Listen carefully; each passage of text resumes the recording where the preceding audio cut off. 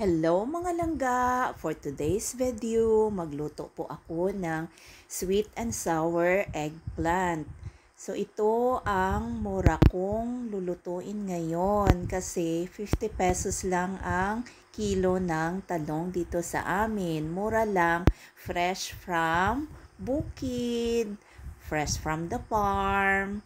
Ito po ay 3 piraso sa halagang 25 pesos at maghanda di tayo ng tubig na babada ng ating talong para hindi po umitim.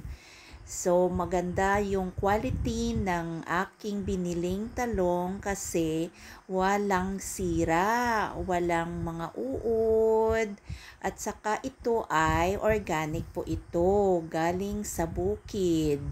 So, kahit saan lang po dito sa aming lugar, nagtatanim ng talong kasi ang ganda ng lupa namin dito. So, at sa ngayon, araw-araw, umuulan. So, ang ganda ng quality ng talong. So, ito na po, mag-slice tayo ng kamatis. Ang ganda ng kamatis. At saka yung sibuyas. Ang sibuyas ko po ay 5 pesos lang po ito. So, mas mura na. Kumpara mo last month, ang mahal-mahal pa. Sunod, ang slice natin po yung aming tanim na luya. Dito lang sa aming garden. So, halo-halo na yung sa garden namin. Vegetables, flowers, at saka yung mga herbs. So, para makamura, anytime pwede namin gagamitin sa aming pagluluto. At saka, nag-prepare din ako ng garlic para mas mabango ang aking menu ngayong gabi. So, ito na po. Kompleto na po. At saka nag-slice din ako ng green chili. Galing sa ref. Galing sa ref na naiwan nung isang araw. At saka ito na po. Na-slice na po. At mag-ready na din tayo ng mangga. Ang mangga ko po ay binili sa halagang 100 pesos. 50 pesos po per kilo, fresh from the farm. So, ito po, ang ganda ng kulay ng mangga at saka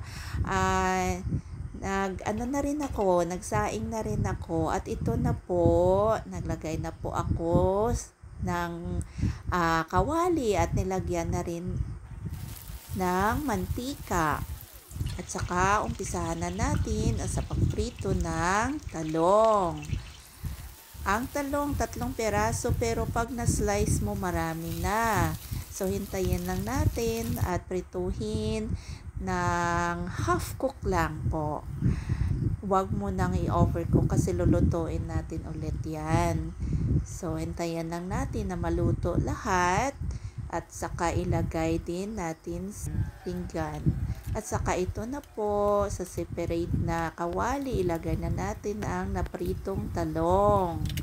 Ang ganda ng itsura ng talong kasi half cook lang. At ilagay na din natin yung kamatis, sibuyas, luya, garlic, at saka yung green chili. At maglagay din ng white vinegar. Asin po, depende, itansya na lang po. At saka maglagay na din tayo ng tuyo. Depende sa panlasa nyo po. At ito po, maglagay na din ng half glass of water. Malinis na water.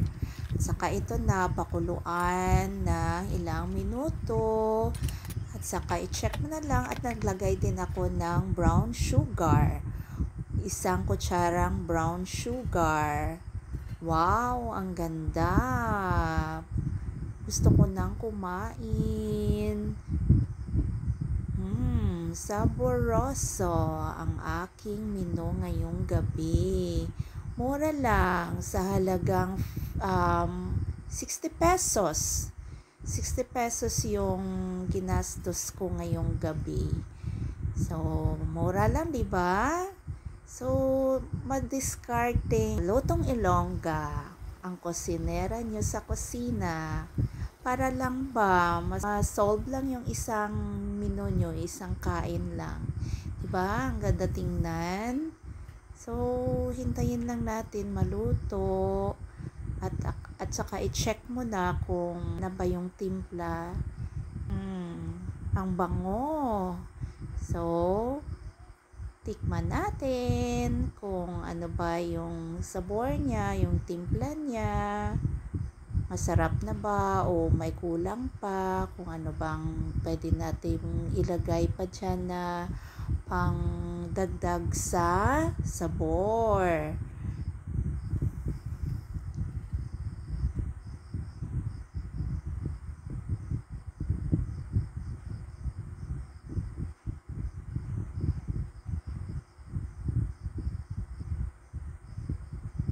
Hintayin lang natin, tikiman ulit.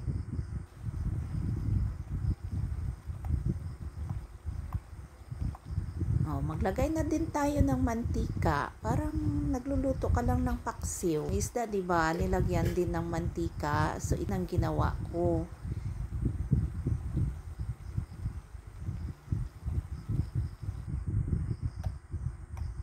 So, ito na. Approve.